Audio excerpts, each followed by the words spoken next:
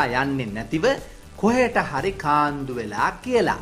ඉතින් එයා වහාම විදුලි පද්ධතිය විසන්ධි කරනවා.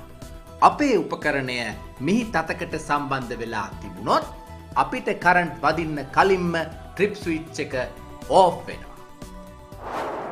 ඒත් ඔයගොල්ලෝ දැකලා ඇති නේද අර්ත් පින් එකක් නැති තුටු දෙකේ ප්ලග්ස්. එහෙම ප්ලග්ස් පාවිච්චි කරන්න අවසර දීලා තියෙන්නේ විශේෂිත උපකරණ පන්තියකට විතරයි. ඒවට කියනවා ඩබල් ඉන්සියුලේටඩ්. එහෙම නැත්නම් පරිවාරක ආවරණ දෙකක් සහිත උපකරණ කියලා.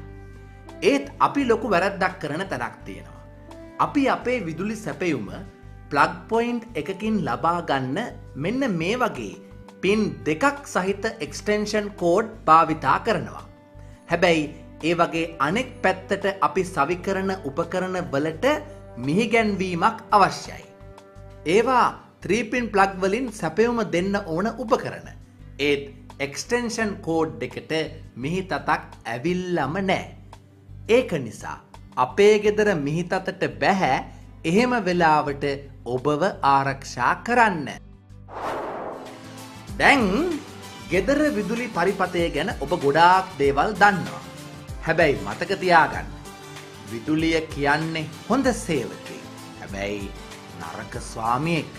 අන්න ඒක හින්දා විදුලිය එක්ක වැඩ කරනකොට ආරක්ෂාව කියන එක ඉතාම වැදගත්. වැඩිපුර විස්තර එහෙම දැනගන්න ඕනේ නම් පිවිසෙන්න අපේ වෙබ් අඩවියට www.ceb.lk